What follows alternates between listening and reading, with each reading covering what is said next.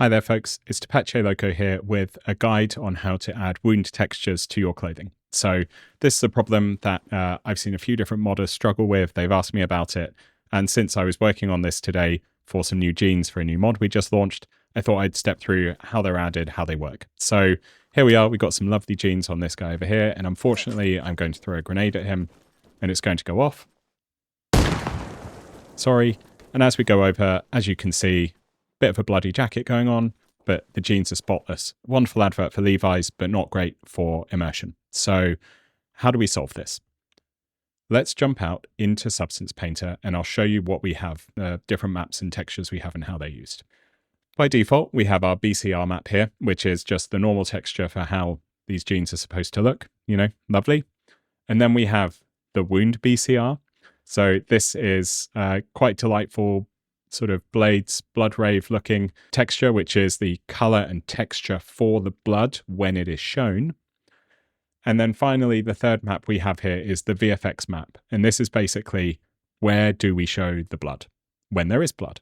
There we go. As you can see, each of these looks slightly different and do slightly different things. To set this up, the first thing we need to do, of course, is we need to make the bloodied version of our texture. So we've got our lovely jeans here. And if we go into this folder for the wound version of our texture, you can see we've got two different bits here. Normal jeans, there we go. And then we've got sort of this version of the blood where it's kind of puddled up a bit. So the way that that's been done is within the mask for this layer, just some red. We have got a dirt generator. That's what's giving the sort of overall texture of where the blood is.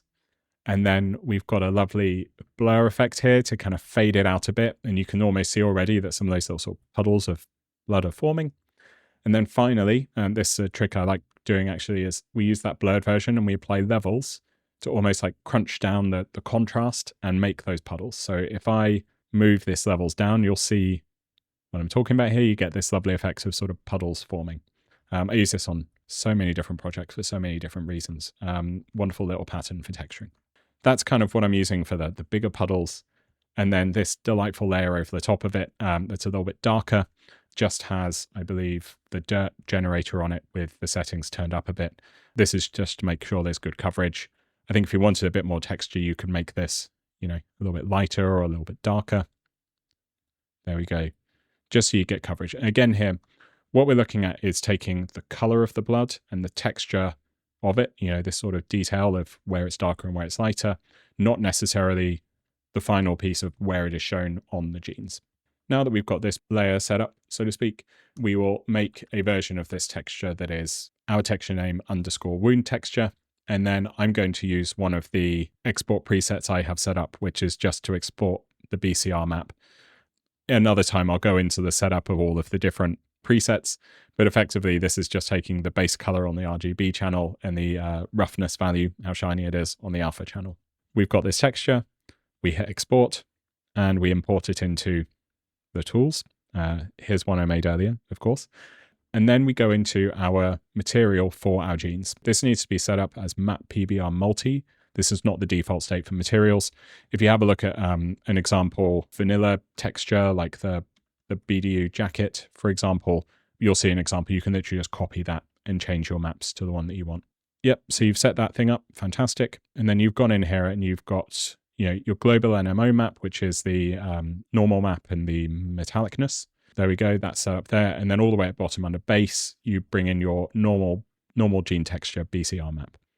And then what we do is we go to dirt R channel of VFX map. So for the way that clothing works in the game, think of this as the blood map effectively for the game. I'm going to grab that wound texture that we made. Here we go, AOR jeans, wound BCR. And I'm going to drag this into the dirt BCR map slot. And you should see nothing happen. As we said earlier, this is just about the texture and color of the blood. It's not about where it's applied. Where it's applied is controlled by this VFX map. So what is that made up of? The VFX map is super useful if you're working on things like vehicles. It lets you put like mud and dirt on vehicles. For clothing, it's used to define where to put the blood. Again, I've done the same sort of setup here. So we've got just flat black as the background on a fill layer. And then we've got, again, this sort of idea of a blurry bit of sort of puddles of blood.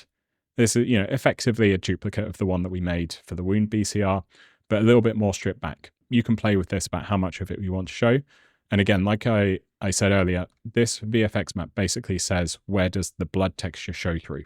The red channel is specifically, the brightest red color possible, hex code FF0000. And then this we're just going to export as a VFX map texture. I'm going to go in here again. I've got a VFX export set up.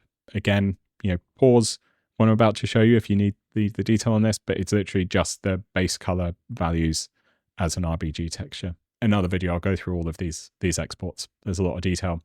This one generally doesn't need to be as high res as your main textures. Like you could do it as 1K rather than 2K for your normal textures. And again, we're going to export that and it will be available for you in the engine to import. And then finally, we're going to go into VFX map here and we're going to drag it in. Now, again, this isn't going to show up. And the reason it's not going to show up is, blood doesn't show up on clothes until it, things happen to the characters wearing them.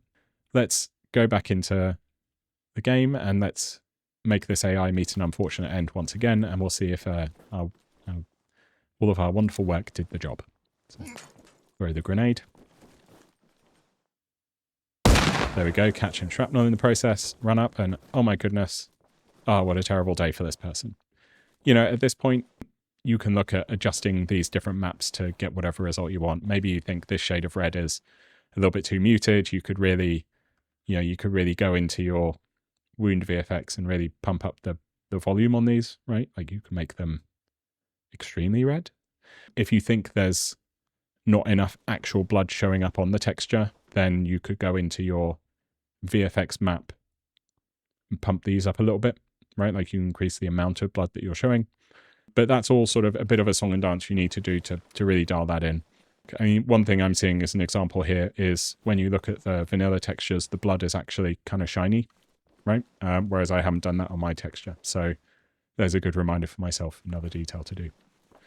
There you go, guys. Nice little guide on how to do a feature, again, that some people find quite challenging. Let me know how you get on. Join my Discord if you want to have a chat about anything. And have fun modding, and I'll see you in the next one.